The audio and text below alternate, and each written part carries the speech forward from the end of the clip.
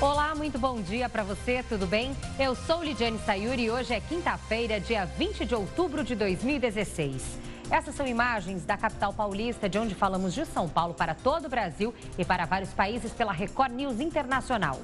Olá, bom dia, tudo bem? Eu sou Clébio Cavagnoli. A gente começa falando sobre a justiça que liberou a aplicação de multa para quem não usar o farol baixo nas rodovias, no caso dos veículos. Quem circular hoje com o farol desligado já pode até ser multado.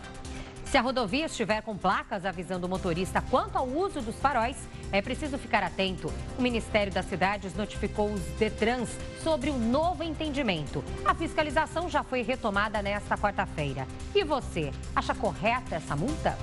É o que a nossa enquete de hoje quer saber. Para votar sim ou não é muito fácil. Você entra nas nossas redes sociais, usa a hashtag Link Record News, igual está aqui na sua tela. Vamos agora aos destaques de hoje.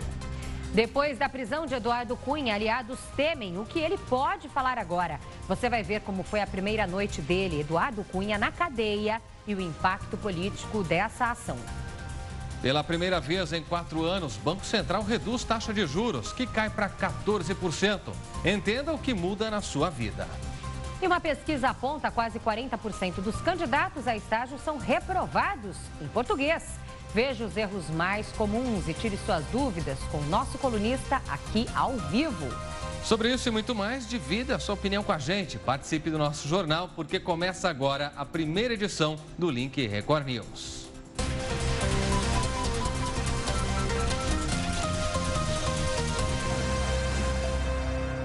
E a gente começa essa edição do Link Record News com as repercussões da prisão do ex-deputado Eduardo Cunha. Um dos políticos de maior influência na história recente, Cunha continua sendo temido, mesmo atrás das grades. É isso, Lidiane, porque no meio político há um temor de que uma possível delação premiada cause muitos estragos. Depois da cassação, Cunha mais uma vez se valeu do tom de ameaça. Disse que contaria tudo num livro. Nesta primeira noite em que ele passou na cadeia em Curitiba, Cunha ficou sozinho na cela e jantou marmita, similar aos outros presos da Lava Jato. Ele foi preso por ordem do juiz Sérgio Moro, que alegou obstrução da justiça e intimidação de testemunhas. A cela onde Eduardo Cunha passou a noite tem 12 metros quadrados, sem luz no teto e com um buraco como vaso sanitário no chão. A Polícia Federal ainda não sabe quando vai ouvir Eduardo Cunha. Ele deve passar por exame de corpo de delito essa manhã no IML de Curitiba, um procedimento padrão para todo preso. Ele segue em uma cela isolada e, por enquanto, só pode falar com os advogados. Cunha foi preso na garagem do prédio, onde ainda mantém um apartamento funcional em Brasília. Ele seguiu de avião para Curitiba. Foi direto para a sede da Polícia Federal, entrou pela porta dos fundos e driblou o batalhão de jornalistas e alguns manifestantes. Fala, Cunha! Fala, Cunha! O Ministério Público Federal pediu a prisão de Cunha, alegando que existe o risco dele fugir do país, se aproveitando da cidadania italiana. Para o juiz Sérgio Moro, o ex-deputado continuou tentando atrapalhar as investigações, mesmo depois de perder o mandato. Na ordem de prisão, Moro disse que há indícios de que Eduardo Cunha teria se envolvido na prática habitual e profissional de crimes contra a administração pública. Moro também lembrou que já havia razões para a prisão quando Cunha ainda era presidente da Câmara, mas o então parlamentar estava protegido pela regra que proíbe a prisão de deputados e, por isso, se adotou apenas o afastamento dele do cargo. A defesa de Cunha discorda. Esse pedido de prisão ficou no Supremo por quase mais de 4 meses. O Supremo não decidiu, o que significa que não havia elementos para prender, porque um pedido de prisão é uma coisa urgente. E em menos de uma semana ele acaba sendo preso aqui sem qualquer fato novo. Por meio de um texto publicado em uma rede social, o deputado cassado classificou a ordem de prisão de decisão absurda, por se tratar de uma ação cautelar extinta pelo Supremo. Segundo a Lava Jato, Cunha recebeu propina de um contrato de exploração de petróleo na costa da África e usou contas na Suíça para lavar o dinheiro. Além da prisão, a Justiça bloqueou 8 carros do ex-deputado e também impediu que ele movimente 220 milhões de reais em patrimônio. A notícia da prisão espalhou um clima de tensão no Congresso. Para muitos parlamentares, Eduardo Cunha pode virar um homem-bomba, capaz de detonar outros políticos caso faça um acordo de delação premiada. Nós temos que fazer uma quase que um apelo ao Eduardo Cunha para ele falar tudo. Para ele falar tudo, para ele dizer tudo. Ele tem cada vez menos poder, e muito pouco poder, mas ele tem um conjunto de informações muito valiosas, aquilo que chamam na gíria de homem-bomba. PSDB e PMDB, partido de Cunha, evitaram comentar a prisão. E o Planalto também tenta manter distância do caso. Eu não sou uma pessoa indicada para comentar este fato. Quem é a pessoa indicada? Preciso me abster de comentar. Restaram poucos aliados de Cunha para defendê-lo. É uma situação que entristece, não vou negar isso, até porque estaria faltando com a verdade, eu não falto com a verdade. Mas não estou vendo nenhuma atitude de pânico, nada nesse sentido.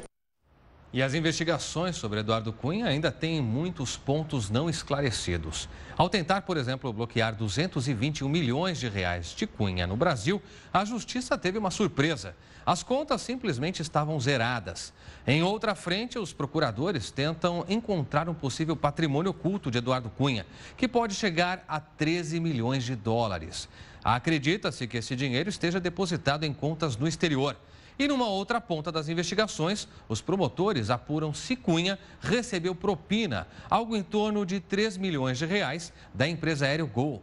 Tudo isso para favorecer a companhia em projetos de seus interesses.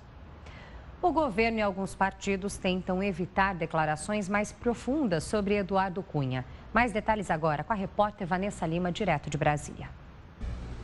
Olá, pessoal do Link Record News. O próprio Palácio do Planalto agiu rapidamente para desmentir que o presidente Michel Temer tenha antecipado para hoje a volta do Japão. Inicialmente, ele voltaria somente amanhã para analisar possíveis repercussões da prisão de Eduardo Cunha. Oficialmente, essa volta antecipada de Michel Temer é para tratar de votações importantes para o governo, como a PEC dos gastos públicos. O PMDB, partido de Michel Temer, divulgou nota dizendo que Eduardo Cunha está sendo investigado e que o direito de defesa tem que ser respeitado.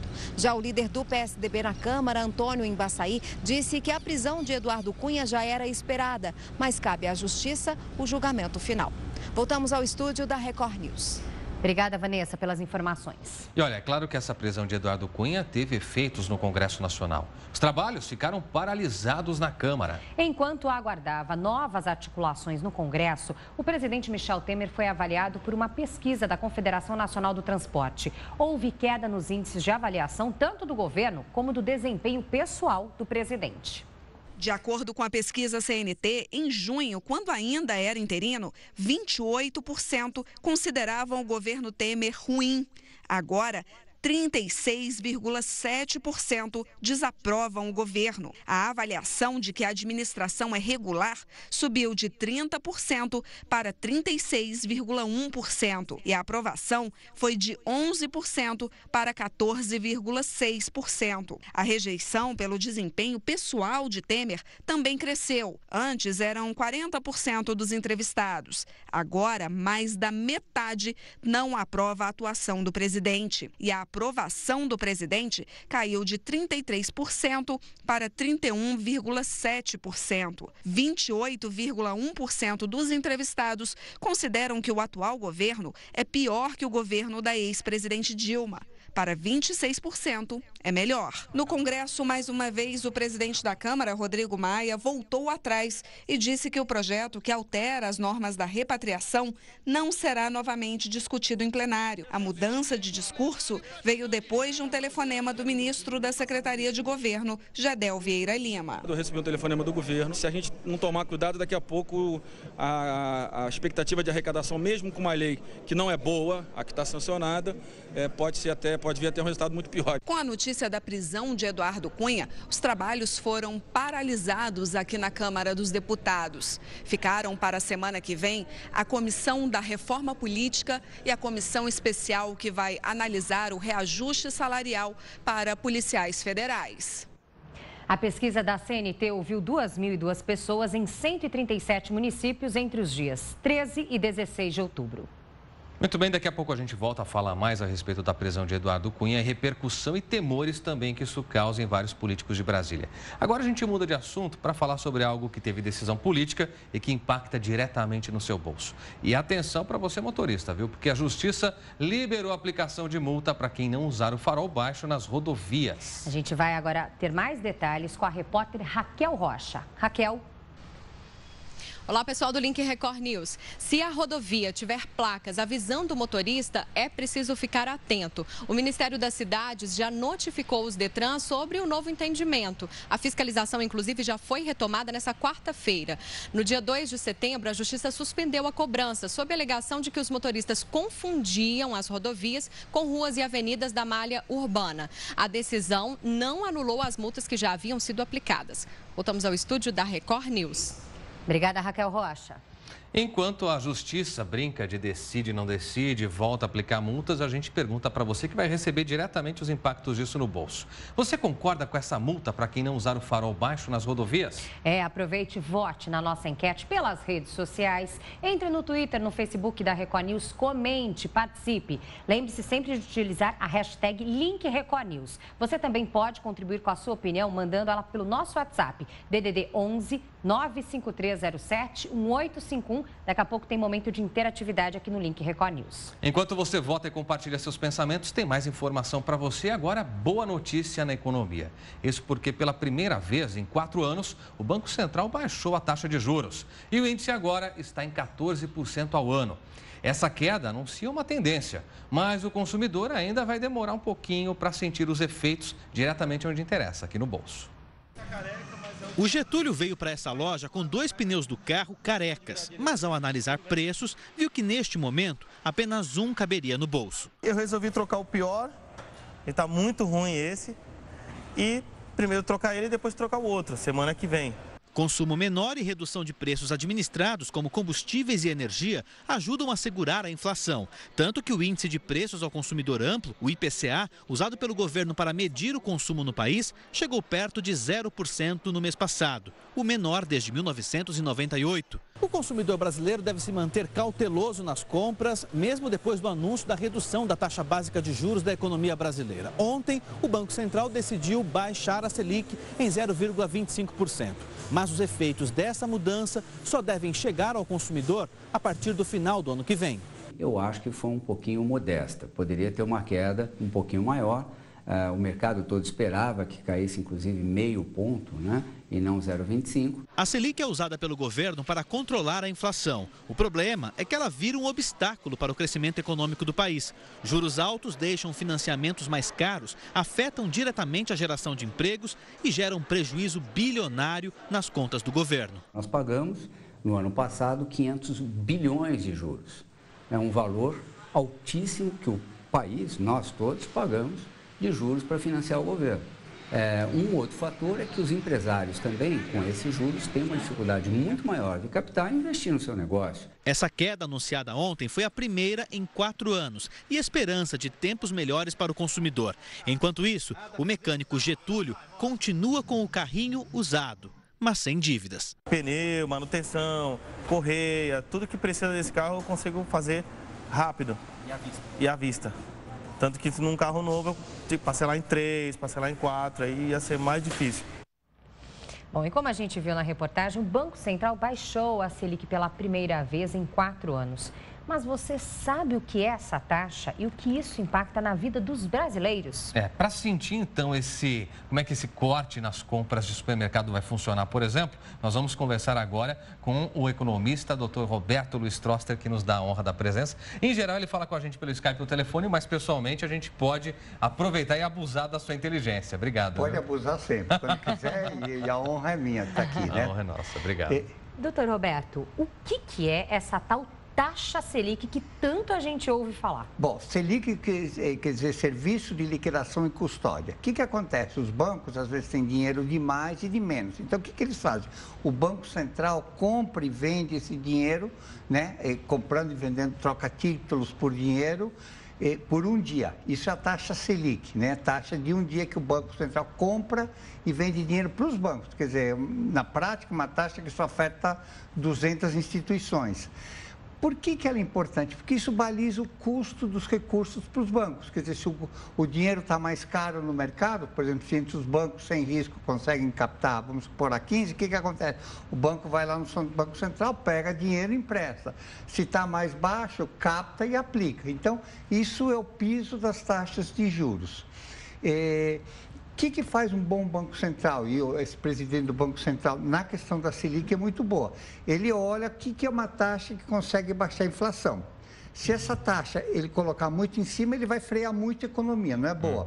Se colocar muito baixa, vai subir a inflação. Então, o que faz? O Banco Central olha a economia, olha o que está acontecendo no nível de atividade, nos preços, etc., etc., dólar, vê que a tendência de queda, então começa a baixar a taxa.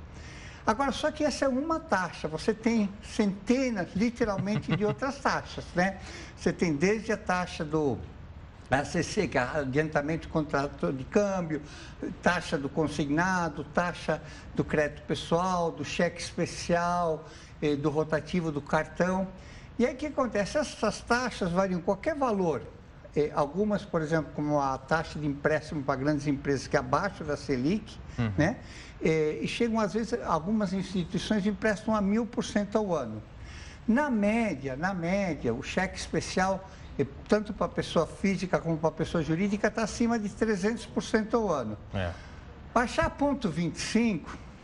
Não faz muita diferença. Não faz muita diferença, continua diferente, sabe? Quando você cobra 300 ou 320, é uma taxa absurdamente cara. E quando o rotativo do cartão está 470, também é uma taxa muito alta, né? Então, você está baixando a Selic, na prática, o que vai acontecer? Vai ficar tudo igual. Quem aplica, em vez de receber, vai receber um pouquinho menos, mas para pegar emprestado está muito caro. E como é que isso se reflete nas pessoas, né? Bom, primeiro que se você observa, eu acho que assim, eu tenho 2 termômetros de economia. São as estatísticas, Banco Central, e outro é a padaria. A padaria, acho que para o brasileiro, de um modo geral, é o melhor termômetro. Preço do pãozinho, Na hora de tomar café da manhã, você sente no bolso. Não, mas você vê, por exemplo, primeiro a padaria está mais vazia, muito mais vazia. Segundo, por exemplo, ponto de táxi está na frente da padaria. Antes nunca tinha táxi, você tinha que fazer simpatia para parecer um táxi. Agora está cheio de táxi, né? E aí, por exemplo, a quantidade de mercadorias que eles têm para vender diminuiu muito. Eles tinham até a padaria que eu vou lá, tinha 2 balcões de coisas. Por quê? Porque cada chocolate que ele deixa lá, vamos supor que ele compra, sei lá, por 2 e vende por 3, custa para ele a taxa de juros. Se ele está pendurado no cheque especial, ele fala, opa, eu vou pagar 300% ao ano por esse chocolate? Não posso. Então, você está vivendo hoje o que se chama um processo o nome técnico é de leveraging, desalavancagem. As pessoas estão diminuindo a quantidade de estoques, tanto não só na minha padaria, como nas padarias, nos comércios. Se a gente pegar um comparativo, doutor Trossi, por exemplo, cada vez que eu vou ao supermercado, digamos, com R$100, eu tomo um susto. Porque eu vejo que cada vez menos com R$100 eu consigo comprar coisas úteis. Você compra uma besteirinha, foi embora R$100. O que é uma coisa útil? Uma coisa útil, vamos dizer... Uma garrafa de vinho é uma coisa útil, só para saber. Muito útil, mas é muito cara. Com R$100 você não vai comprar uma boa garrafa de vinho. Mas, por exemplo, uma besteirinha, a bolachinha, o chocolatinho...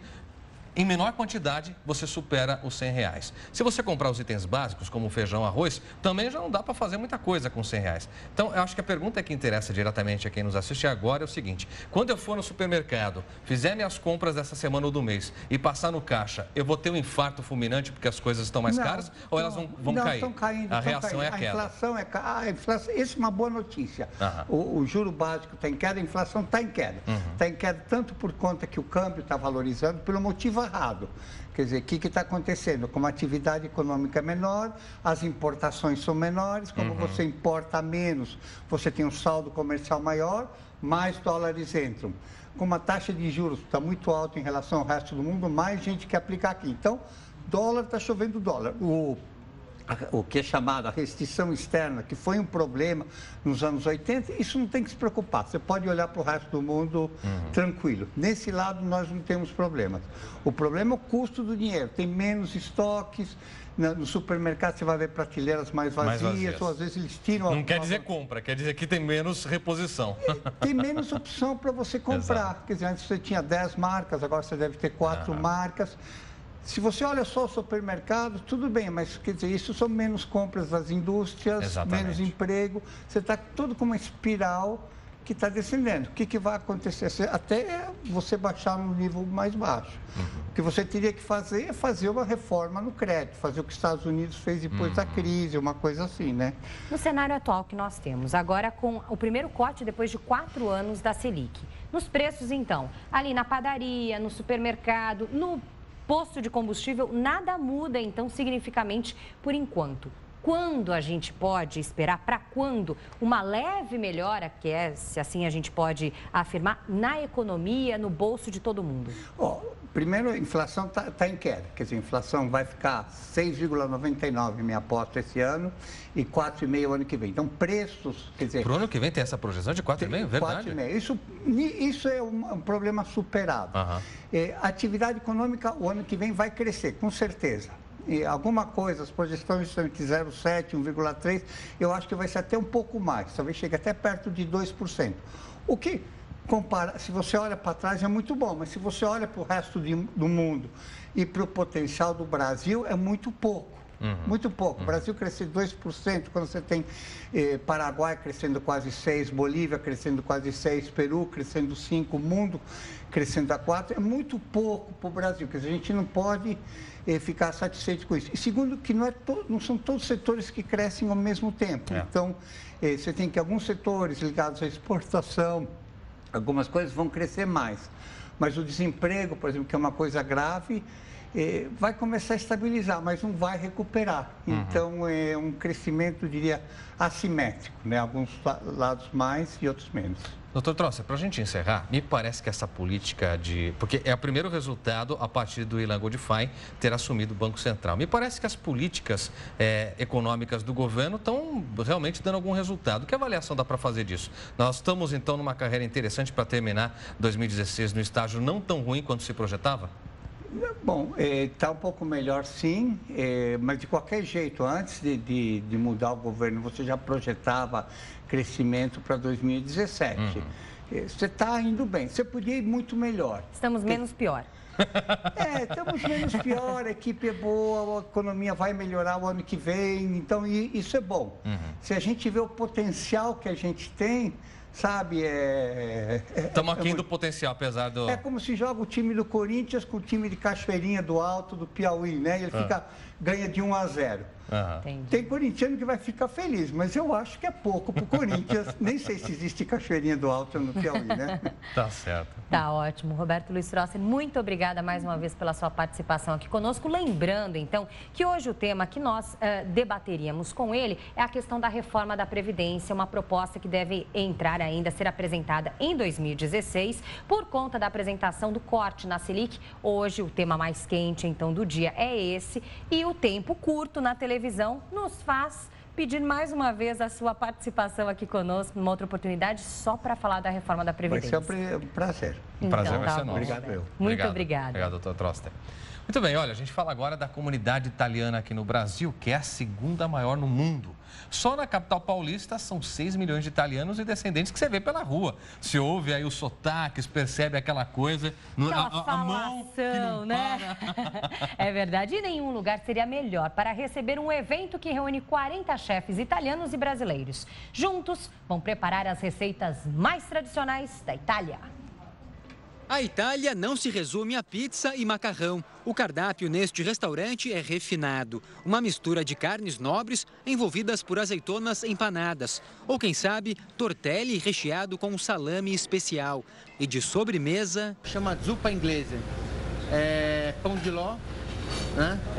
Esse pão de ló ele é ensopado num licor chamado Alkermes. Tudo típico de Marche, na região central da Itália. Os ingredientes foram trazidos na bagagem desta chefe italiana, uma das convidadas do evento. Ao lado de outro chefe brasileiro, eles preparam 8 opções de menu completo. É muito interessante no sentido que o paulistano, enfim, quem vive aqui, tem super fácil acesso, né, para conhecer a comida, realmente a culinária típica de cada região italiana. Bárbara garante que não há competição, já que a cozinha italiana é cultura mundial. Per me è un e diz que está muito contente de representar o país dela no Brasil. As 20 regiões italianas são representadas por 20 chefes, um de cada região. E essas regiões são sorteadas entre 20 restaurantes renomados da cidade de São Paulo. Neste outro restaurante, a opção são os clássicos da região da Ligúria. É de lá que vem o tradicional molho pesto. As delícias são apresentadas por este jovem chefe, fã do feijão brasileiro. Ele já se sente tão à vontade por aqui que até fala português. O paladar brasileiro é diferente do paladar italiano. Isso também você pode achar na cozinha italo-brasileira, que é um pouco mais caprichada na quantidade, no tempero. De entrada, bacalhau e como prato principal, nhoque ao pesto, originais, elaborados a 4 mãos com o chefe da casa. E a parceria deu samba. Conversando todo dia com ele, eu aprendo um monte de coisas novas referente à Itália no geral, referente a pratos no geral. Uma oportunidade de conhecer os sabores da verdadeira Itália, com uma boa pitada de uma amizade que só se fortalece com o tempo. Que delícia, hein? Que evento saboroso. E perto assim do almoço, dá uma fome, né? Tentador. Bom, agora a gente segue para falar sobre a prisão do ex-presidente da Câmara e deputado cassado Eduardo Cunha. Para isso, a gente vai ao vivo conversar agora, então, em Curitiba, com a nossa repórter Thaís Travensoli. Thaís, olá, boa tarde para você. Ainda bom dia, na verdade. Parece que o Cunha foi fazer o exame de corpo de delito já pela manhã. Quais são as informações que você tem para a gente?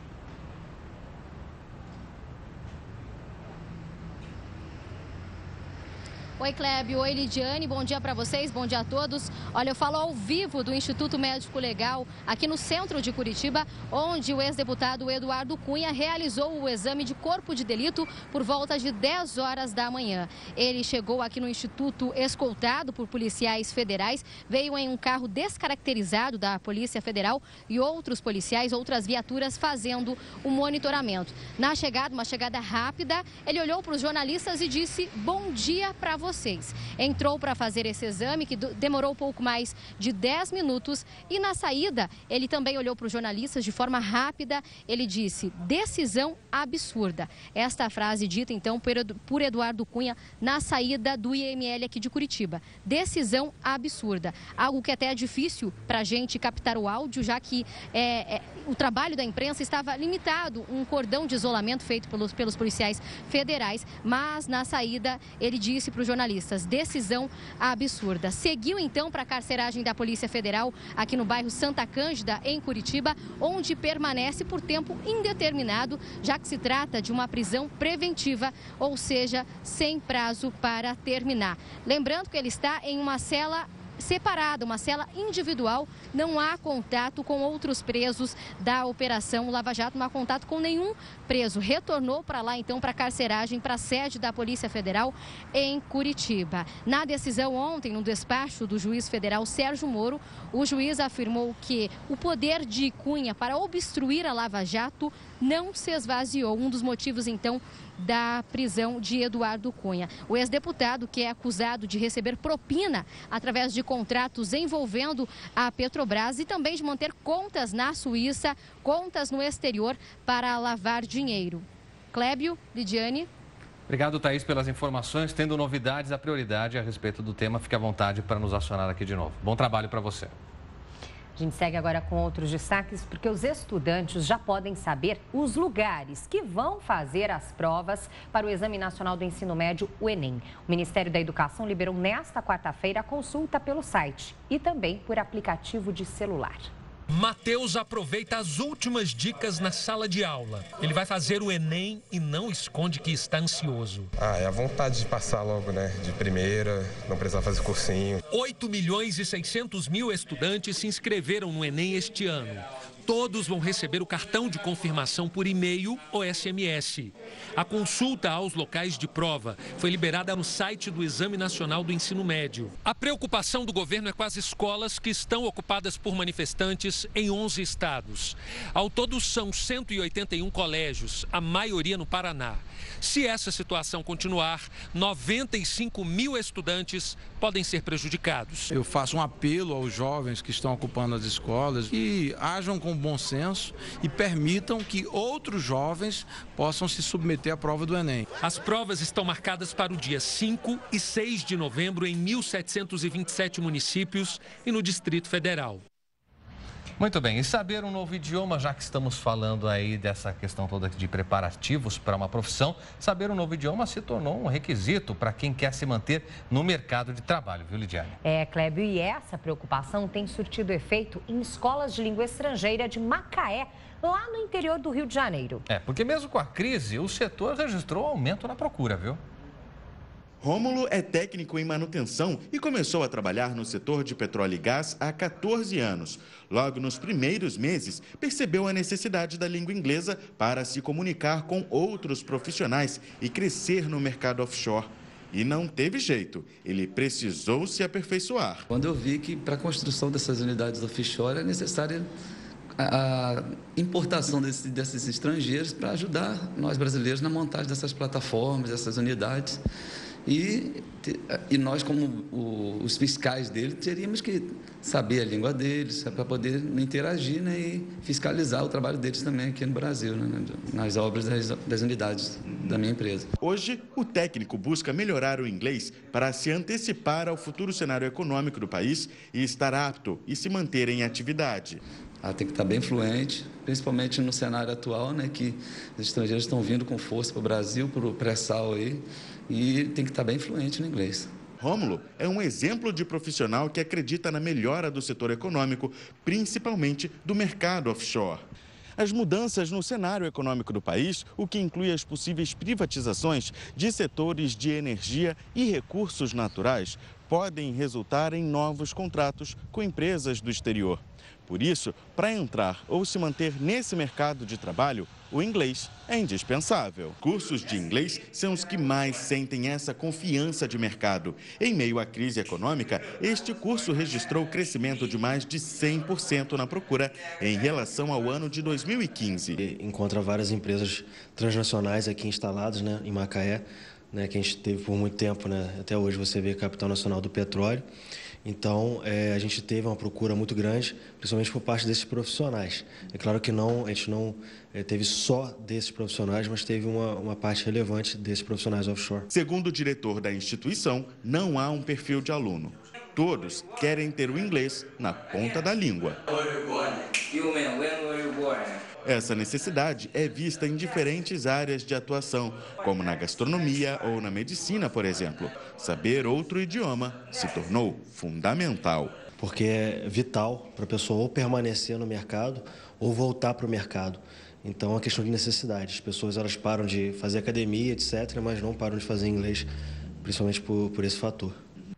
O segundo idioma é muito importante. Agora, saber falar e escrever bem o nosso próprio idioma também é imprescindível. Agora, você sabe o que ainda elimina muitos candidatos em um processo seletivo? É justamente ele, a língua portuguesa, o nosso português. Isso é o que aponta uma pesquisa feita pelo Núcleo Brasileiro de Estágios. Esse levantamento mostrou que 4 em cada 10 candidatos a estágio perdem as vagas por causa de erros da nossa língua. É muita coisa, hein? Os estudantes dos cursos de design, sistemas de informação e computação tiveram o pior desempenho, enquanto alunos dos cursos de turismo e economia tiveram mais acertos. Esse teste foi aplicado, inclusive, Lidiane, na forma de ditado com 30 palavras, como, por exemplo, exceção e textura. Os candidatos com idade entre 14 e 18 anos tiveram um resultado muito ruim. O índice também foi alto em outras faixas etárias, entre 19 e 25 anos, 26 a 30 anos e acima dos 30 anos. Ou seja, em geral, todo mundo teve dificuldade. É verdade, a língua portuguesa ainda é um mistério para muita gente. Como a gente disse, a língua portuguesa é extremamente importante na hora de passar em um processo seletivo e também em um concurso público. E alguns erros gramaticais podem te tirar dessa disputa. Para falar então sobre isso, esclarecer suas dúvidas, a gente recebe aqui mais uma vez o professor Dr. Rodrigo Maia dos Santos, que é o nosso colunista e é professor da PUC de São Paulo. Ei, esse povo está assassinando português, hein, professor Rodrigo? Meu Deus do céu, você sabe, quando eu vejo uma pesquisa como essa, igual a gente divulgou, a gente estava conversando hoje de manhã, eu confesso que eu fico um pouco triste, porque são estudantes universitários, eu dou aula em universidades, né, não apenas na PUC, em outras universidades, e aí eu vi os cursos de design, eu dou aula para curso de design também, e como eles foram mal, né, pelo menos nesse levantamento feito pelo núcleo de estágio, como eles foram mal. Agora, a explicação do porquê eles foram mal, aí já começa a gente a ter que conversar um pouquinho de uma forma mais profunda, né? Afinal, por que as pessoas erram tanto a ortografia? Eu olhei a matéria, né, e que falava sobre esse levantamento do núcleo de estágios e eu vi algumas palavras, e é engraçado como as pessoas querem reproduzir na escrita a fala. Exatamente como se fala, é verdade. As pessoas querem colocar na escrita a forma de falar. Então, ela ouve uma palavra, por exemplo, colocou aqui, quando você leu, exceção e textura. Então, ele ouve exceção, textura, é som de S, então as duas são com S, ele não tem nenhuma dúvida, ele coloca. No final do exceção, olha aí, tem alguns erros que a gente vai mostrar também com relação a isso. Exceção, por exemplo, no final, aqui a gente tem alguns, eu não consigo entender a letra de todos, né? Mas você vê claramente, ó, exceção até, esse aqui acertou a exceção, né? Ele acertou algumas outras, ele colocou Z, S no final, mas veja, eu quero fazer um teste rápido com vocês me permitem, não? Ai, meu Deus. Ai, meu Deus do céu. Tá bom, vamos. O pessoal do estúdio, eu já combinei, a gente vai fazer uma prova aqui de português, eu pago um jantar para quem acertar acima de 80%. Mas o teste é mais ou menos assim, ó. É engraçado como a gente às vezes erra e às vezes acha que uma letra, só tem um som. Por exemplo, quando a gente vai na escola, lá na alfabetização, a gente estuda a letra X e vai lá, xaxa é xixi, xoxu, por exemplo, certo? E aí a criança, o adolescente, o jovem, depois o adulto, fica internalizando na cabeça que som de X é X, né? E aí ele vai lá e escreve táxi. Não tem som de X. Aí ele vai lá e escreve extremo, que é com X e tem som do quê? De S. Aí eu vou dar um exemplo. Tem som de Z, é com X. Então, uma coisa que a gente tem que começar a colocar de uma maneira bem clara, que falar é uma coisa, escrever é outra. A escrita não é a reprodução fiel da fala. E isso tem que vir lá da base. O ensino da base tem que entender, as crianças, jovens, tem que entender que a gente não escreve, né? A escrita não vai ficar reproduzindo a fala. Por exemplo, uma professora vai dar um ditado para um aluno, ela diz assim, ó, sei lá, vou à casa da Maria. Aí ela fala, vou, aí o aluno lá, vou, né? Aí ela quer falar vários A's, assim, porque tem o acento, né? Aí quando ela fala casa, adivinha com que letra ele escreve? Z. Claro, na hora do A, por exemplo, ela faz A, para dar a pista que tem vários A's ali. Quando vem casa, ele coloca com Z. E aí todo mundo pergunta, caramba, esse é S, por que tem som de Z? E aí vem o teste que eu quero fazer com vocês, que não é um teste, não é uma prova, é uma brincadeira aqui que a gente faz o seguinte. Se eu disser a seguinte frase, por exemplo, ela entrou no ônibus ônibus aquele dia. Ela entrou no ônibus aquele dia. Se a gente falar separadamente, olha, ela entrou no ônibus aquele dia. Tranquilo. Agora, ouça bem se a gente falar direto, né? Ela entrou no ônibus aquele dia. O que aconteceu com o som do S? Ela entrou no ônibus aquele dia. O S ficou com som de Z, por quê? Porque está entre duas vogais. Ônibus aquele dia. O S está entre a vogal U do ônibus e entre a vogal A do aquele dia. Então, na hora de falar ônibus aquele dia, portanto, o S fica com som de Z quando está entre duas vogais, por exemplo. Esses ensinamentos, essas brincadeiras, a gente tem que fazer com a criança desde cedo. Por exemplo, vai a palavra asa. É por isso, então, que... É por isso que tem som de Z, porque o S está entre duas vogais. Eu separei alguns erros, não sei se a gente já pode colocar aqui, que são muito comuns. Por exemplo, estelionato é com S, né? E tem muita gente que escreve estelionato com X. Por exemplo, a confusão que se faz com extremo. Extremo, obviamente, é com X, mas tem o mesmo som, veja. Estelionato, extremo. Ótimo. Aqui, mexer. Obviamente é com X e muita gente escreve com CH. Mexer é uma das coisas que a gente vê com mais facilidade de se errar, né? Olha, eu acho que essa terceira, pelo menos é a que eu vejo com mais frequência. É verdade. Ansioso, que é com S, muita gente escreve com C, né? E repito, ansiedade. É verdade, né? Mas você vê que, mais uma vez, por que eu separei esses erros? É a questão do som. A pessoa escreve errado, como está nessa coluna, de acordo com o que ele fala. Veja, escassez, a mesma coisa, com um S e dois S. Esse escassez aqui é para pegar o cara mesmo, né? Você tem um S e depois dois S. E tem gente, ó, eu peguei assim, ó, escassez desse jeito já. Né? Extensão, e veja, Cléber, é tão aqui parecido também com estelionato, né? Na verdade, estelionato é com S, a extensão é com X, e aqui não existe essa extensão com S. Veja, aí tem gente que está em casa agora, o pessoal do estúdio, dizendo assim, desculpa, professor, obrigado por você ter dado a dica, mas que chata essa língua portuguesa, né? Estelionato é com S, a extensão é com X. tem uma questão, a gente estava conversando aqui antes, de origem da língua portuguesa. Se você desde cedo estudar a origem da língua portuguesa, você vai entender claramente que uma palavra é com X, por que com S, por que com cedilha. Por exemplo, exceção, eu não vou explicar tecnicamente aqui porque não vem ao caso, depois a gente separa até um dia para falar disso. Exceção vem do latim capere, que tem por particípio captus, que significa pego ou pegado. Aí você acrescenta o prefixo ex, que dá a ideia de para fora. Sabe quando a gente pega uma namorada e manda ela embora, ela vira ex porque a gente manda ela para fora. Ex significa para fora. Aí você pega ex captus. Essa junção com o particípio T latino sempre gera em português cedilha. Por isso que exceção é com cedilha. Por exemplo, nadar em latim é nare, particípio natatus, natatus é com T, português natação é com cedilha. Aí o sujeito que está nos assistindo agora está pensando, meu Deus, eu tenho que aprender o latim, então. Posso dizer, lá na base, não é que tinha que aprender latim, por exemplo, como inglês, como a gente aprende espanhol ou italiano, não é isso. Mas tem que aprender, no que diz respeito ao latim, a origem das palavras. Não é para sair falando latim ou se comunicando em latim, até porque nem mais no Vaticano é uma língua oficial o latim. Então, assim, é um ponto para você entender a língua portuguesa. Ó, eu separei mais uma para a gente olhar. Vamos lá. Por favor, a gente colocou mais uma dos principais, ó. Soar e suar. Essa... Pegadinha Olha, também. Essa é demais, né? Porque tem muita gente que fala assim, eu estou soando muito. Eu falei, não sabia que isso era um sino, né? Que ficava soando tanto. Então tem a diferença entre soar, que é emitir som, e suar, que é transpirar. Essa aqui eu também vejo bastante. Descrição de descrever e descrição, que é a qualidade da pessoa discreta. Essa é interessante, não sei se todo mundo aqui sabia. Russa com 2 S's é quem mora na Rússia. Agora, de repente, o Clébio vira para mim e fala assim, olha, a situação do português está russa.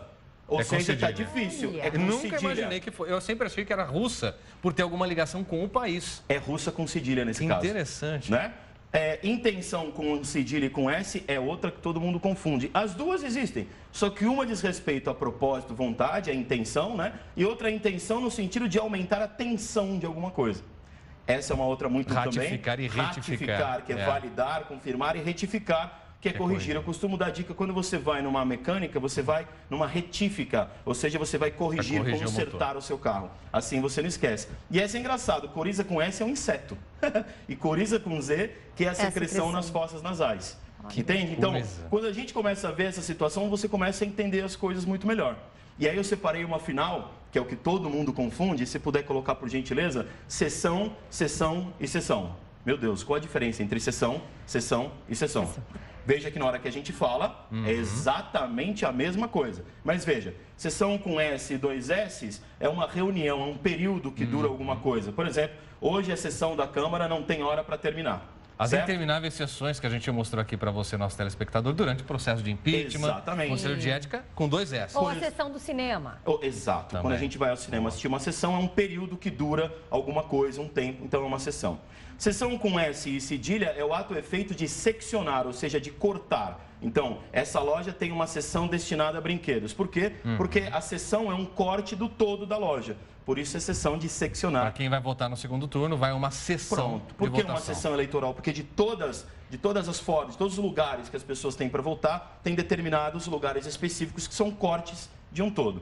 E o sessão com C e 2 S's, que é o ato efeito de ceder, né? É uma transferência de posse, por exemplo, a burocracia da cessão de direitos autorais, ou seja, eu vou ceder a alguém os direitos autorais de uma música, de um livro, né? Ou vou fazer uma cessão no caso, pois vejo que você merece. Ou seja, eu vou ceder a você, eu vou te dar essa ajuda. Ou como então, a Lidiane, que vai fazer uma sessão do salário dela pra gente, repartir. Mas não vai. Eu fiquei sabendo que ela ia passar uma parte, né, pra gente pagar o jantar para as pessoas que vão fazer a prova. Fazer essa prova. Olha, por enquanto, que eu vou ceder para vocês é espaço, principalmente para o Rodrigo, que vai voltar aqui, sempre vai falar com a gente todas as terças e quintas-feiras. Isso. Por causa realmente da nossa tão famosa língua portuguesa, que desperta muita curiosidade e ainda provoca muitos erros na população. Provoca muitos erros. Eu quero deixar um recado aqui rapidamente, né, para as pessoas entrarem em contato com a gente nas mídias sociais, no Twitter, no Facebook da Record News, no meu também tem lá para você entrar. Mande as suas dúvidas e fala assim, professor, eu quero que você fale lá no link Record News sobre isso. A gente separa o tema, vem aqui e fala. Eu estava conversando agora aqui na redação, só para terminar rapidamente, eu estava conversando aqui na redação, muita gente, eu cheguei e já começou a me perguntar algumas coisas, né? E o que eu acho legal? O movimento de as pessoas se importarem com a língua portuguesa. Eu acho que na nossa coluna coluna aqui, a grande missão é fazer o pessoal de casa, é fazer todo mundo se importar em ser melhor, né? Se importar em conseguir usar a língua de uma forma melhor. Esse é o grande recado da coluna. Na terça-feira eu estou aqui de volta, que eu puder ajudar, estou à disposição de todo mundo. Muito bom. Até terça então, Rodrigo. Obrigado. Obrigada mais uma vez. E a gente aproveita então para fazer um rápido intervalo e no próximo bloco você vai ver que um dos símbolos do Complexo do Alemão, no Rio de Janeiro, está parado. E ainda os destaques do noticiário internacional e como foi o último debate entre os candidatos à presidência dos Estados Unidos. Os detalhes em instantes aqui no Link Record News. Até já. Até já.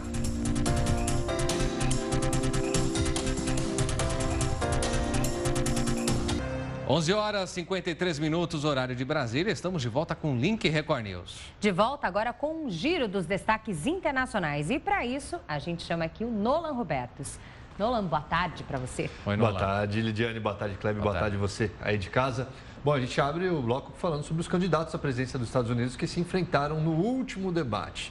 Donald Trump disse que vai decidir na hora se aceita ou não o resultado das eleições. Ele está denegrindo a democracia americana. Assim reagiu Hillary Clinton à resposta de Donald Trump quando perguntado se vai aceitar o resultado das eleições.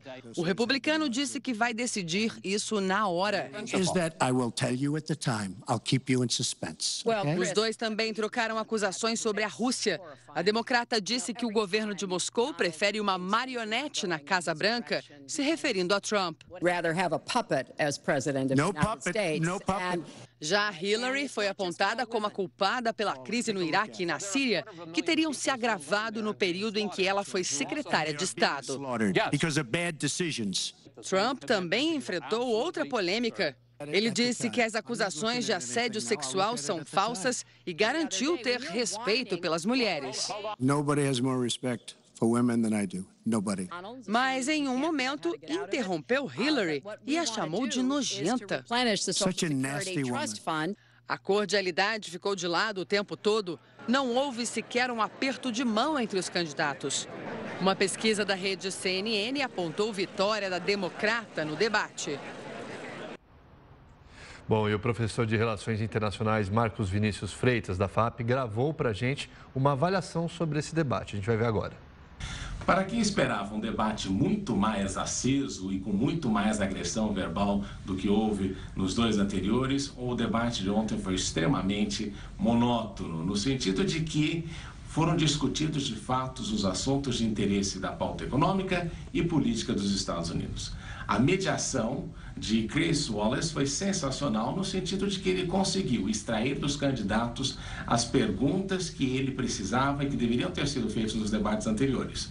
Ele se comprometeu a não ser um checador, um verificador de fatos, mas simplesmente manter a fluidez no debate que ele conseguiu. E qual foi o resultado? De um lado, observamos Hillary Clinton, que estava calma, estava com a preferência do eleitorado, baseada numa diferença de 2 a 7 pontos a mais em relação a Trump, e Trump que buscava ali a sua prata, a sua bala de prata, no sentido de tentar, de alguma forma, reverter o cenário. Ela foi sorrateira nos seus ataques e ele aprendeu a lição de que muitos desses ataques não merecem ser respondidos e que precisam, de fato, ser atendidos com novas propostas, e é isso que o eleitorado espera alcançar e receber. Não sabemos ainda qual vai ser o impacto disso nos próximos dias, afinal são mais 20 dias até a eleição que vai acontecer em novembro. Mas quem esperava que Donald Trump fosse despencar brutalmente ontem se enganou. Também quem esperava que Hillary Clinton fosse ascender e tivesse ali um debate sensacional, se enganou.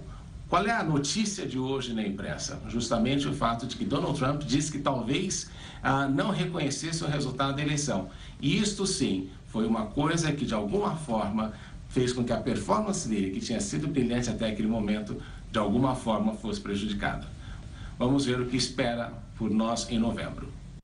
Isso aí, vamos ver. E agora, o que vocês acham dessa postura do Trump, né? É um mau perdedor, ele meio que já está assumindo que uma possível derrota não vai concordar com o resultado das urnas. Olha, pelo menos esse terceiro e último debate não teve tanta baixaria, como nós vimos aí nas outras duas apresentações, nos dois embates entre os candidatos, um pouco mais de proposta Pelo menos nisso, a população saiu ganhando. E categoricamente a Hillary vem se mostrando mais preparada. Só pelo fato de não responder à provocação dele e apresentar propostas, já mostra que ela tem condições de governar o país e não ele, né? Tá certo. Gente, esses foram os destaques internacionais de hoje. Amanhã a gente conversa mais. Até amanhã, Até Nola. amanhã. Tchau, tchau. Obrigado. Valeu. Muito bem, a gente fala agora de um dos símbolos do Complexo do Alemão no Rio de Janeiro, que está parado. Os moradores precisam subir o morro a pé depois que o teleférico simplesmente foi parado. As viagens estão suspensas por falta de pagamento do governo do estado ao consórcio que administra o transporte. Aproximadamente 9.000 pessoas deixaram de utilizar um dos principais meios de transportes da região. Elas tiveram que buscar uma alternativa.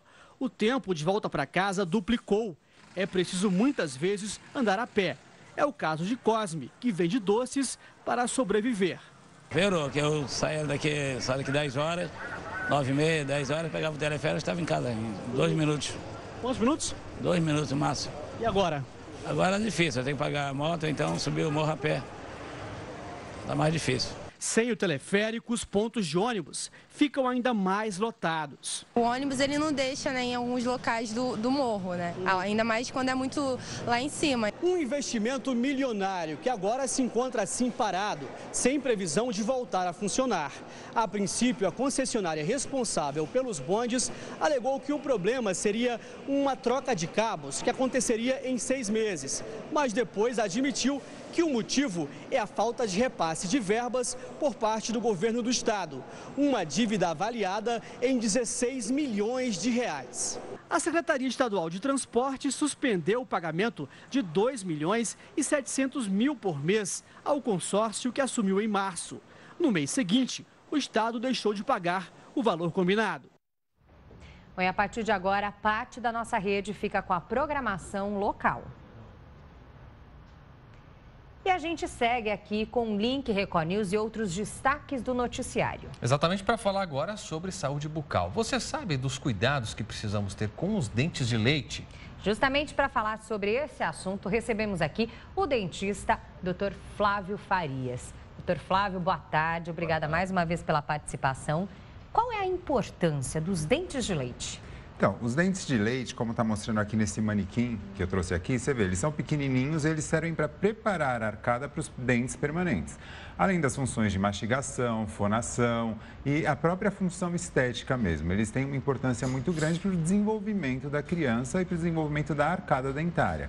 É um número de 20 dentes, né? Então a gente tem 10 superiores e 10 inferiores. E eles têm essa característica de espacinhos entre eles. Para quê? Para dar espaço para os dentes permanentes. Isso é a grande importância do dente de leite. São só 20, então eu sempre tive a impressão que seria a mesma quantidade dos dentes permanentes, mas não. São 20 de leite e 28 permanentes. 28 sem contar os dentes do siso. Contando os dentes do siso, são 32 dentes nos dentes são permanentes. Agora, se eles são tão importantes, doutor Flávio, por que eles caem? Então, eu trouxe outro manequim aqui para mostrar até a importância dele. Quando a gente tem aqui, ó, nesse manequim, vocês estão vendo o quê? Os dentes permanentes, eles estão se formando. E eles se formam aonde? Por baixo dos dentes de leite. Então, os dentes de leite, eles são importantes para quê? Para o desenvolvimento da arcada e para a criação de espaço para os dentes permanentes. Então, o dente permanente, ele vai nascendo, o germe do permanente abaixo do dente de leite, o correspondente a ele vai reabsorvendo essa raiz, o dente cai e erupciona o permanente.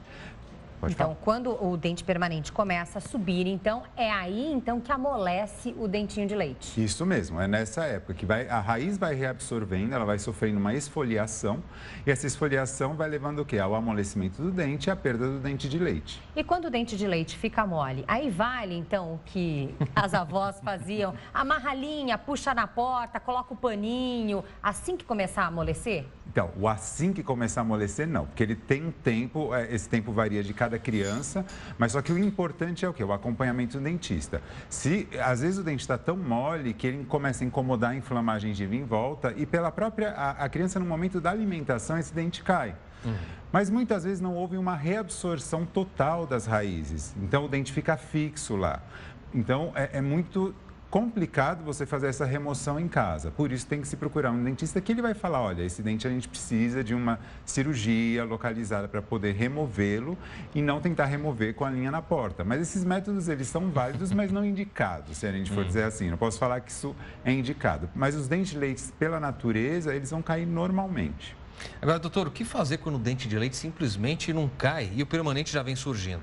Então, ele precisa ser removido. Aí tem que fazer uma cirurgia, por exemplo. Porque, na realidade, ele pode estar com alguma alteração e ele vai impedir o posicionamento correto do dente permanente. Muitas vezes, você removendo o dente de leite, o permanente ele vai e se reposiciona no local correto. Bom, e uma vez que os dentes de leite devam ser substituídos aí pelos permanentes, então se a criança tiver alguma cárie, algum probleminha, não precisa se preocupar então, já que ele vai cair, o problema vai acabar? O velho já que. Não pode e a gente tem que se preocupar sim com a cárie na criança. Por quê? A cárie, como eu sempre digo e repito, é uma infecção. Então, essa infecção da cárie, que começa aqui na coroa, para onde ela pode ir?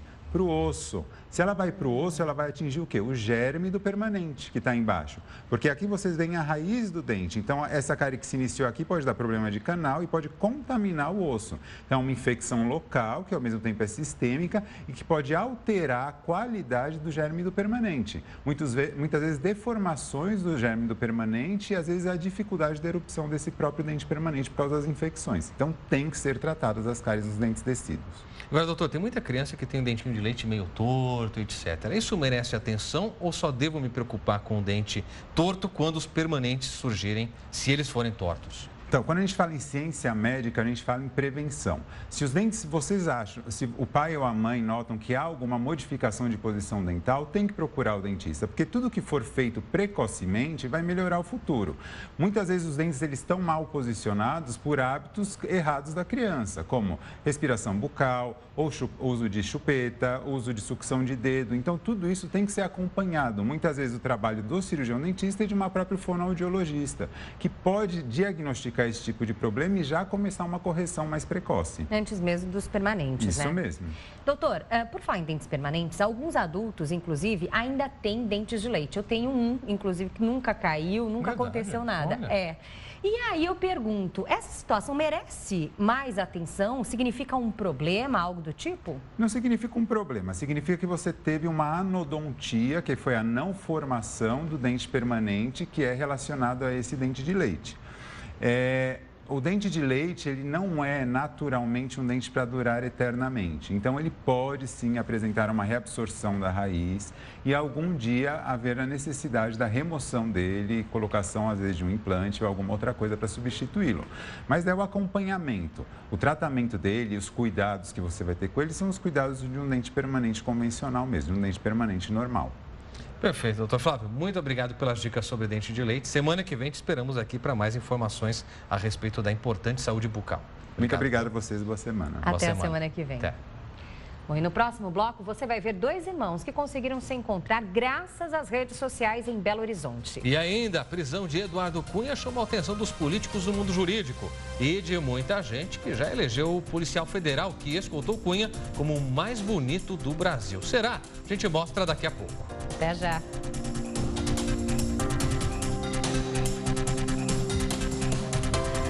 Meio-dia, 11 minutos pelo horário brasileiro de verão. Estamos de volta com Link Record News. De volta com Link Record News. E a gente convida agora o editor de mídias sociais do Portal R7, Rafael Calisto, para dizer para a gente, nesta quinta-feira, o que é que bomba nas redes sociais. Rafael, boa tarde para você. O que temos para hoje? Boa tarde para vocês dois e para todo mundo que está assistindo a gente em casa. Boa tarde, gente. Não poderia ser diferente de Eduardo Cunha, claro. Claro. Política para todo lado hoje. Se a gente fosse americano, seria Trump. Aqui no Brasil é Cunha, né? Ele dominou o papo ontem nas redes sociais. Primeiro momento foi, o Cunha foi preso, o fato, né? Então, o legal é que o nome dele fez assim, tipo um foguetinho para os Trending Topics. Tchum! Direto para o primeiro. Cunha, pau! Direto para primeiro. Eu estava almoçando na hora que ele foi preso. Já mandei o WhatsApp para a galera lá em cima. Vocês viram o Cunha? Já foi. Vem ver o barulho que está aí. Isso em 5 minutos. 5 minutos já estava explodindo. E aí tem os memes mais legais, as reações mais legais, as imagens que a gente trouxe para mostrar para vocês, que é esse primeiro momento do factual aqui, olha. Esse é muito bom, divulgada a primeira leva da delação, é aquela lista enorme, né? Man arrested for everything. É o... Olha essa! Eu adoro essa foto do cabelo dele. Esse é da Bic Miller, que é uma Cunha twitteira famosa. foi preso, mas os seus cabelos continuam livres. Esse é muito legal.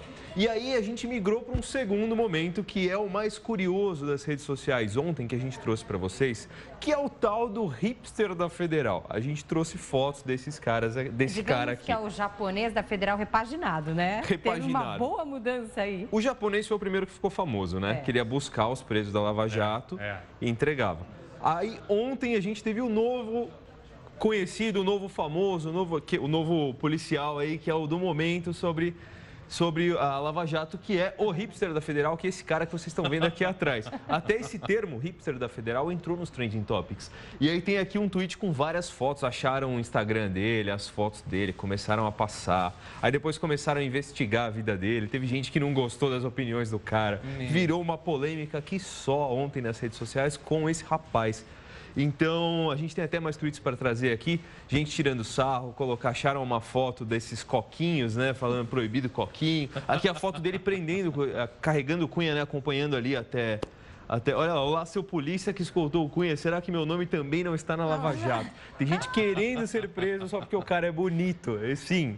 E ele acabou virando sensação por causa disso. E depois começaram a investigar a vida dele e virou um tumulto. Ele ganhou muitos seguidores, inclusive. Que coisa, hein? É uma doideira, Agora, cara. dentre os memes que fizeram, o que me chamou mais a atenção tinha um do Silvio Santos. Lembra quando o Silvio foi a Brasília visitar o Lula?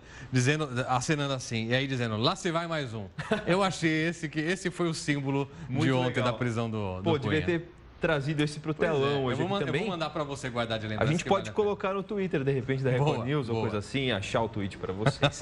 É muito legal essa história ontem do Cunha, mas o jeito que ela se desenvolveu e achou esse hipster da Federal, hipster é por causa desse cabelo coquinho, né, que prende samurai, aqui. Né? Isso aí, esse mesmo. Que eu não gosto nem um pouco particularmente. Eu já achei que você ia imitar. Você estava tentando aí, mas precisa assim, deixar crescer mais. Mas o meu método é esse, você segura e corta onde dá o coquinho, que é para não ter chance de ter coquinho. Igual o hipster da Federal. Aliás, você pode fazer o tal coquinho e depois se camuflar nas redes sociais como Calisto, Calisto, Calisto. E ninguém descobrir que é você mesmo, Rafael. Essa história, você não sabe, teve um update dessa história agora há pouco. Vamos lá, é para like ou dislike do dia? Eu vou dar um like para esse cidadão. Eu dou um like para esse rapaz que tem essa página. Ele é o Meme Guy 1997, acho que esse que é o pseudônimo que ele usa. Olha o que ele fez, gente, eu vou ter que dar like para ele. Foi muita sacanagem, é um pouquinho de humor negro que ele fez. Esse aqui são os memes, mas eu vou explicar um pouco a situação primeiro. Foi o seguinte, ele fez um tutorial na página dele de Facebook falando assim, se você quiser esconder o seu sobrenome do Facebook, você precisa fazer esses passos aqui. Trocar o seu idioma para francês, colocar o seu nome em todos os campos, aí você faz isso, aquilo, que o seu perfil vai ficar sem sobrenome, só Lidiane, por exemplo. E aí todo mundo quis tentar fazer isso, só que era uma sacanagem dele, isso não acontece, o seu nome se repete várias vezes. Ficaria Lidiane, Lidiane, Lidiane. E eu não posso mudar isso com uma rapidez, né? Eu acho que tem um prazo a ser respeitado, acho que são 60 dias, se eu não me engano. 30 ou 60, eu não lembro, um mês ou dois. Ou seja, a pessoa tem que ficar com aquele nome repetido. Travou. Ficou preso. Então você vê aqui, a gente trouxe essa imagem para vocês. Nossa. Tem muito Caio, Lucas, Rafael, Luiz, Lucas, outro Lucas, Felipe, porque muitas pessoas tentaram isso e até ontem à noite tinha quase 40 mil comentários ali de pessoas que tentaram fazer isso e ficaram com esse nome assim. Rafael, aí por acaso é você não, né? Não sou eu, mas eu tive que colocar o chamado blur pixelar aqui porque era só palavrão. O mais bonitinho é o Caio, né? Isso não é legal. Que foi realmente que eu gostei educado. muito, deixa eu ver se ele tá aqui, que era assim, não, sobrou, é na outra tela ainda, que era assim, pra que fazer isso? Foi a chamada trollagem, né? Muita gente caiu, virou notícia. Sabe qual que é o update que aconteceu agora há pouco? A página desse rapaz, que é o autor da brincadeira, sumiu. Eu não sei se eles reportaram como... Pode ser. Como fake, alguma coisa assim. Denunciaram. Se o Facebook mesmo se incomodou. Aí, ó, o Arthur. Ah, cara, pra que fazer isso? Muito bom. Olha, foi muita sacanagem da parte dele. É um pouco de humor negro da minha parte, mas eu não vou dar dislike pra ele. Eu vou dar like pra esse meme guy 1997. Foi muito engraçado o que ele fez e eu achei bem criativo. Eu não sabia desse feature que você troca para francês. Ele achou um buraco no Facebook. E ele fez graça com isso. Eu achei muito criativo. Muito bom. Muito bem, a gente espera amanhã então com mais destaques das redes sociais. Vamos ver o que bomba amanhã. Vamos ver se vamos continuar reclamando se está calor, se está frio, né? Ou se acontece mais uma prisão, de repente.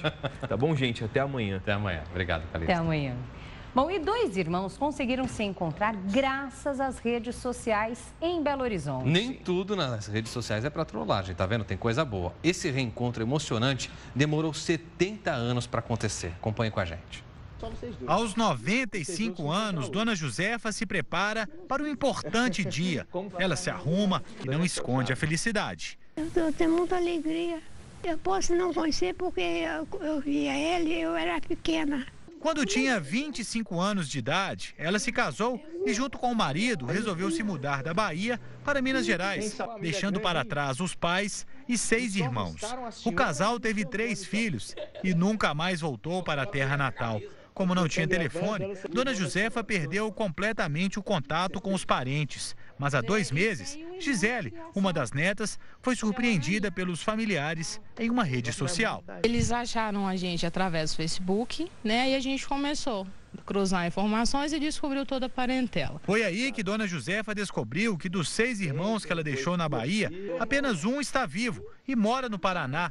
Foi um dia inteiro de viagem. Vamos dar a volta aqui para a gente conhecer o seu Antônio também.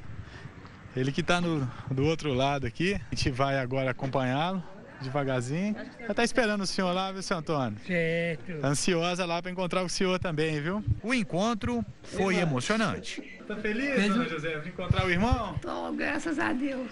Esperava encontrá-la de novo depois de tanto tempo? Esperava. A família toda finalmente se reuniu na sala da pequena casa onde Dona Josefa mora. Os irmãos sentados lado a lado no sofá. Há muitas coisas para serem ditas, afinal, são 70 anos sem se ver. Tu tá feliz com esse encontro?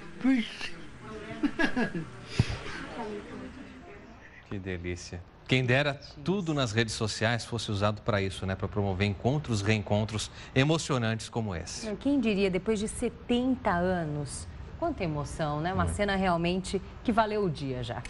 Muito bem, agora a gente vai então para Araraquara, interior de São Paulo, falar com Pedro Leão, certo? Certo, vamos saber os destaques de hoje do Record News Paulista. Pedro, boa tarde para você. Oi, Pedro.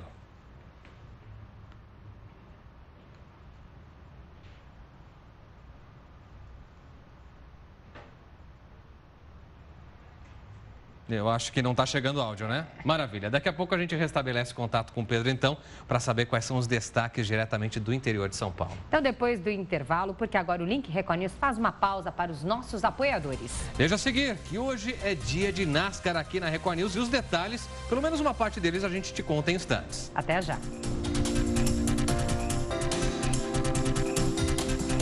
Meio-dia, mais 25 minutos, Link Record News de volta com mais informações para você. E a gente aproveita e segue ao vivo para Araraquara, interior de São Paulo, para falar com o Pedro Leão e saber dos destaques de hoje do Record News Paulista. Pedro, agora em alto e bom som, boa tarde. Oi, Pedro.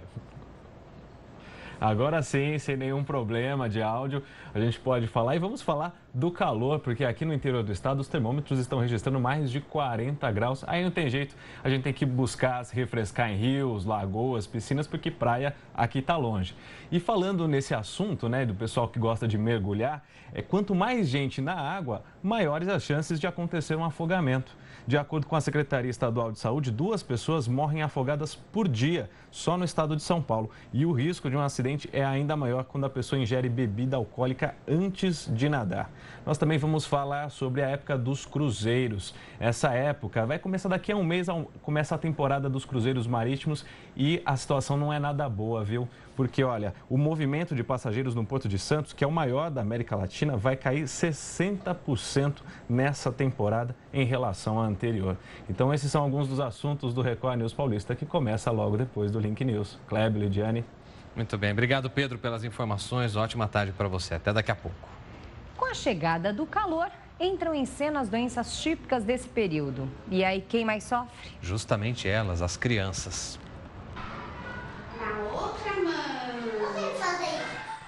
Na sala de aula tem até treinamento. Elas já sabem, para não adoecerem com frequência, é preciso lavar as mãos. Toda vez que eu fico doente, eu tenho que lavar mais a mão. Eu já ensinei a meu pai e a minha mãe. Ensinou o quê? Eles lavar a mão.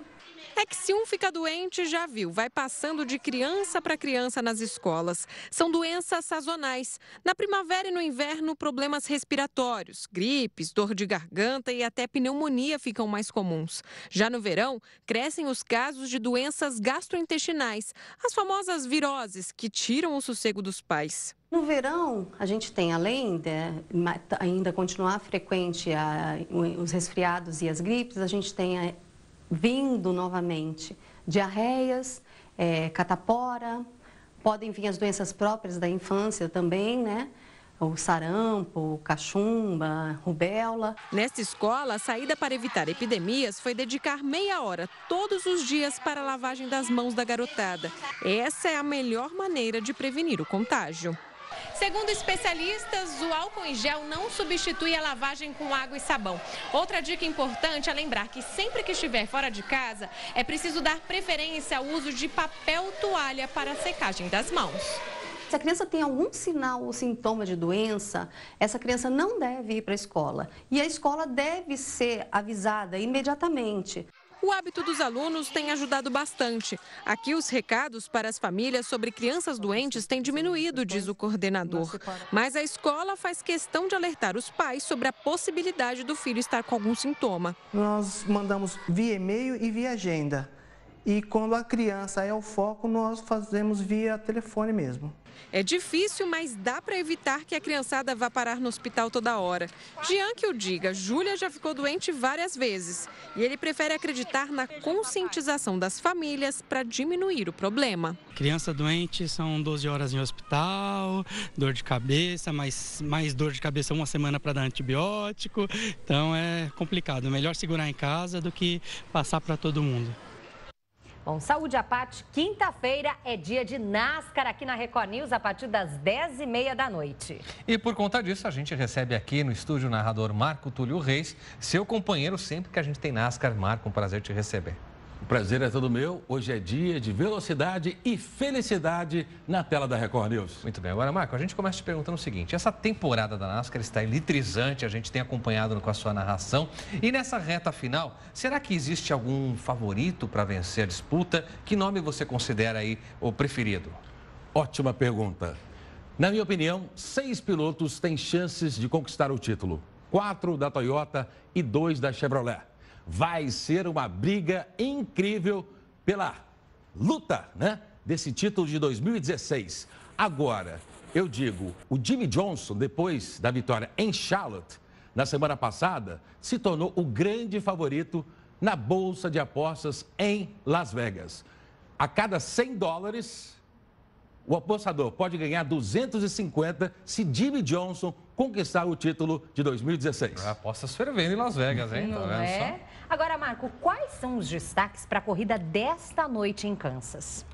Dessa noite, eu posso dizer que teremos uma transmissão métrica.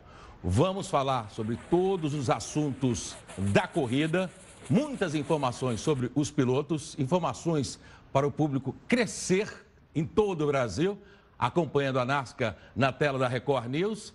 E tem mais, teremos uma corrida em que os pilotos poderão ficar perto da classificação ou à beira da eliminação. Portanto, é uma prova decisiva e super importante. Mas, Marco, conta uma curiosidade pra gente. A gente imagina o seguinte, qual que seria, deve ser uma bela grana, mas qual seria o custo aproximado para ter um piloto brasileiro na equipe, da NASCAR americana? Olha, essa é uma pergunta que eu vou ter que usar 3 fontes para responder, né? Fontes de uma equipe grande, de uma equipe média e de uma equipe pequena. Então, vamos lá. Da equipe grande, cerca de $400 mil por semana é necessário para manter um carro em condições de ganhar uma prova da NASCAR.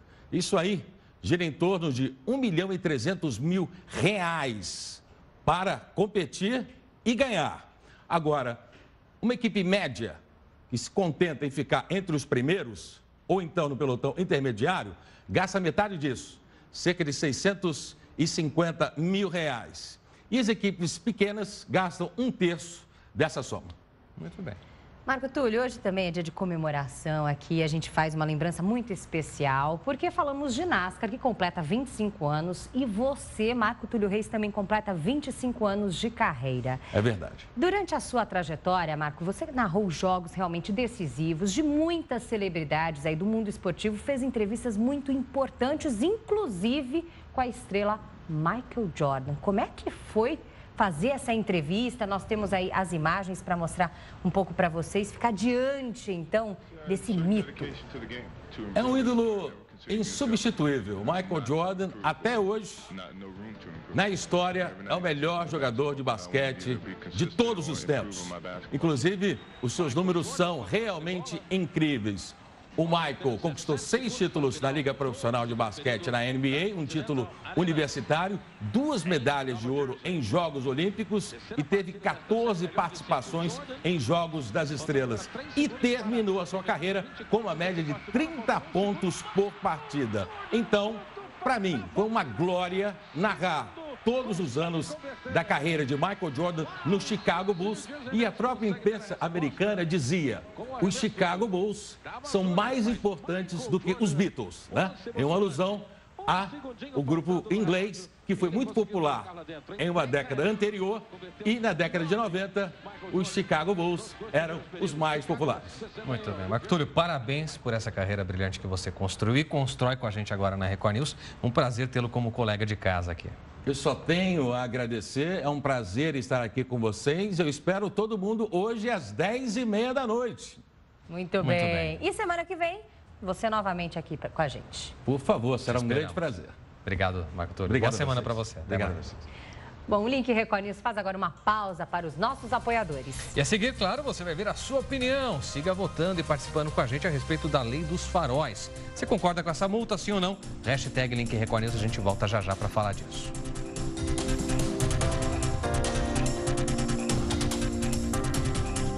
Link Record News de volta, 12h, 39 minutos, pelo horário brasileiro de verão. A gente volta agora para contar com a sua participação na nossa enquete de hoje. Como tema, a gente aborda a questão, então, das multas daqueles veículos que trafegam por rodovias com o farol baixo desligado. A Justiça liberou, a partir de hoje volta a funcionar essa lei, e os Detran já receberam a comunicação. A multa é de R$ 85,13, e em especial nas rodovias que têm placas avisando. Perguntamos, então, você concorda com essa multa? Sim ou não, você vota com a hashtag Link Record News. Também pode manifestar o que pensa com a mesma hashtag pelas redes sociais e também pelo nosso WhatsApp. O número já está aqui embaixo para você na tela, 11 95307 1851. Vamos às opiniões. Vamos às opiniões, começando aqui pela opinião do Leonardo de Itamarandiba, Minas Gerais. Não concordo com as multas porque as rodovias não têm placas para avisar da obrigatoriedade. Se houvesse conscientização, seria melhor para cobrar uma multa cara, porque a educação no trânsito é a melhor forma de evitar acidentes. Opinião do Leonardo, obrigada pela participação. De Ribeirão Preto, interior de São Paulo, a opinião do José Carlos é, então, em concordância. Ele diz: eu concordo porque, pelas pesquisas, há diminuição e uma diminuição expressiva dos acidentes. Obrigado, José Carlos. Temos agora a Maria Lourdes, de Valinhos, São Paulo. Eu acho essa multa abusiva. Isso não leva a nada em questão de alerta. É o que pensa, então, a Maria Lourdes, de Valinhos. Obrigada. Agora a gente tem o Rogério, da capital paulista, que diz: tudo que é para segurança e preservar vidas está válido. Então ele concorda. Obrigado, Rogério. O Gildásio da Barra do Piraí, no Rio de Janeiro, compartilha o seguinte: sou contra a multa porque o motorista imprudente vai continuar imprudente. Isso não é a solução, segundo o Gildásio. Obrigada pela mensagem. Marcelo, também da capital paulista, concorda. Ele diz: infelizmente o brasileiro só muda atitudes quando sente no bolso. Além disso, vai diminuir os acidentes em rodovias. Obrigado, Marcelo, por sua opinião. Siga participando, votando também no tema da nossa enquete. Daqui a pouco tem parcial no ar. E agora a gente vai para um outro assunto. Porque vacas registradas com nome em cartório é o tema de agora. Pois é, parece estranho, Lidiane, muita gente pode nem acreditar. Mas é exatamente isso que um pecuarista faz com todo o rebanho, viu? No interior do Paraná. Vamos conhecer a história. Aqui, literalmente, se dá nome aos bois.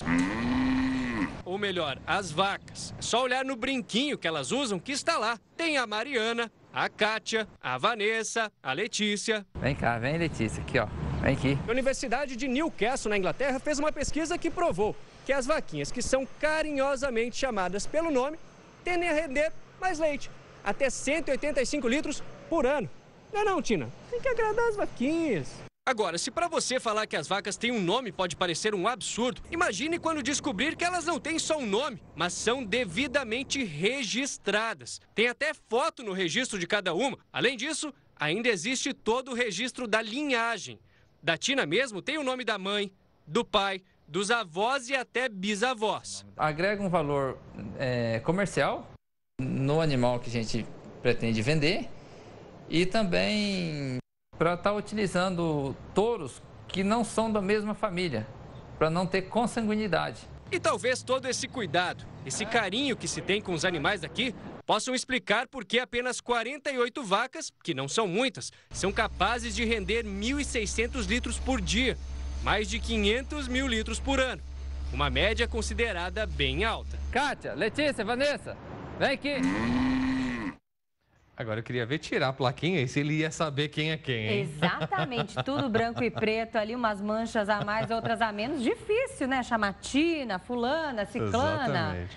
Mas é enfim, uma boa ideia, né? Não deixa de ser uma boa ideia. É uma boa ideia, todo mundo ali pelo nome e dando mais produtividade, que é o que interessa. Agora, se você gostou dessa informação, veja essa sobre 2 pandas gigantes que viveram em cativeiro e que vão ser soltos hoje numa reserva natural da China. Os animais passaram por treinamento e também testes de sobrevivência durante os anos em cativeiro. Um deles tem 3 anos de vida e o outro 2. A reserva fica a 400 quilômetros de distância do centro.